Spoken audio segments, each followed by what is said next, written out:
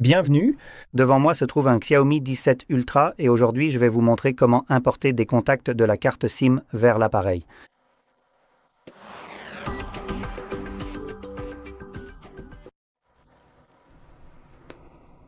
Tout d'abord, vous devrez ouvrir l'application Contact indépendante, que vous trouverez dans le dossier Google situé juste ici sur votre écran.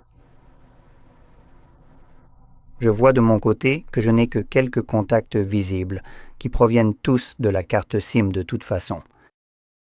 Je ne suis pas connecté à un compte Google, ce qui modifie partiellement l'apparence et le comportement de l'application. Je vais donc en parler, car la plupart des gens seront en fait connectés. Pour commencer l'importation, vous devrez vous rendre dans l'onglet « Organiser » et c'est là que se produira le premier changement. Si vous êtes connecté à un compte Google, une section dédiée au compte Google apparaîtra dans les paramètres en haut. Et cette option d'appareil que nous recherchons se trouvera tout en bas. Faites donc défiler vers le bas pour la trouver, puis sélectionnez « Gérer la carte SIM ». Lorsque vous sélectionnez cette option, tous les contacts présents sur votre carte SIM s'afficheront. Par défaut, ils seront tous sélectionnés tant qu'ils n'existent pas déjà à l'endroit où vous souhaitez les importer. Dans mon cas, comme je ne suis pas connecté à un compte Google, une option supplémentaire disparaît également ici, à savoir l'option permettant de choisir où vous souhaitez enregistrer vos contacts. En général, cette option se trouve juste ici sous « Gérer la carte SIM » et, par défaut, si vous transférez vers un compte Google, il sélectionnera le compte Google. Vous pouvez cliquer sur le menu déroulant et choisir l'appareil, ce que je recommande de faire. J'aborde l'importation des contacts sous l'angle de la sécurité et de la confidentialité, c'est pourquoi je recommande de les enregistrer sur l'appareil. Je vais en parler un peu plus loin dans la vidéo, mais pour l'instant, je recommande de le basculer sur l'appareil. Il existe également différentes versions de l'application Contact que j'ai commencé à voir selon le téléphone. Il est donc tout à fait possible que cela arrive aussi sur celui-ci à l'avenir. Ou au lieu d'avoir simplement le menu déroulant habituel pour les options d'importation ici, vous aurez une fenêtre contextuelle qui s'affichera par-dessus, et par défaut, l'appareil ainsi que votre compte Google seront sélectionnés.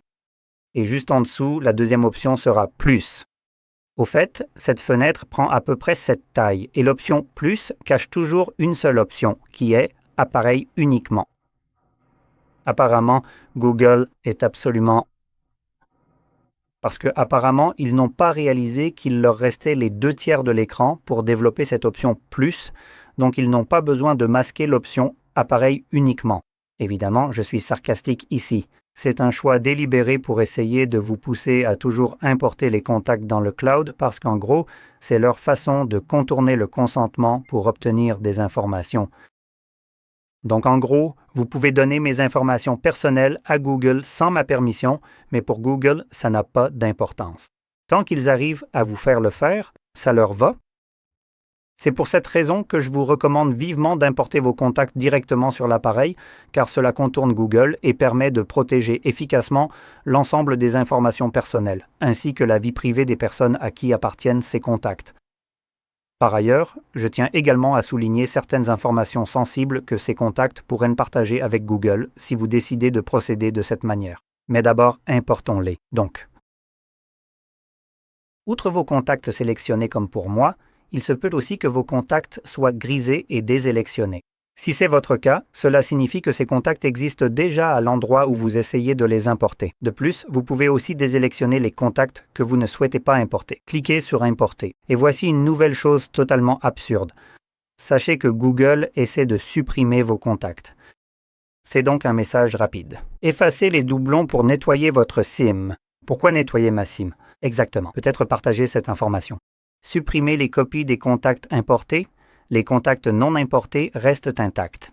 Rien n'explique pourquoi libérer de l'espace sur votre carte SIM. Par défaut, je recommanderais toujours de la conserver. Votre carte SIM et les contacts qui y sont stockés sont en fait votre support de stockage physique pour tous vos contacts que vous pouvez déplacer d'un appareil à l'autre.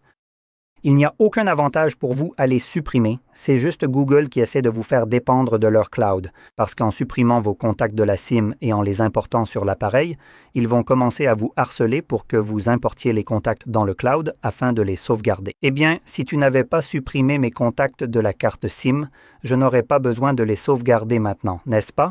Donc évidemment, nous allons choisir de conserver ici. Comme je l'ai dit, c'est une chose stupide. Le stockage de la SIM sert littéralement à une seule chose, qui est de stocker les contacts, et elle ne peut rien faire d'autre. Donc effacer le stockage des contacts pour des supports qui ne servent qu'à stocker des contacts, c'est vraiment un genre de pop-up idiot ici. Une fois que vous avez importé vos contacts, vous pouvez aller dans votre liste ici et je vois déjà une chose qui pourrait être agaçante. Ces contacts sont en train d'être dupliqués en ce moment. Vous pouvez donc voir qu'ils affichent les mêmes contacts 2 fois. L'un est sur la carte SIM et l'autre sur l'appareil, vérifiable ici. On en a 3 sur la SIM, 3 sur l'appareil, soit 6 contacts. Mais en réalité, il n'y a que 3 contacts. Ce sont les mêmes. Voyons rapidement si on peut modifier cela en retournant dans les paramètres et vérifions.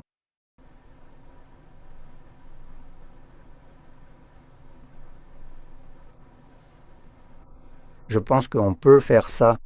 C'est bien ça? Non, ça n'a rien changé.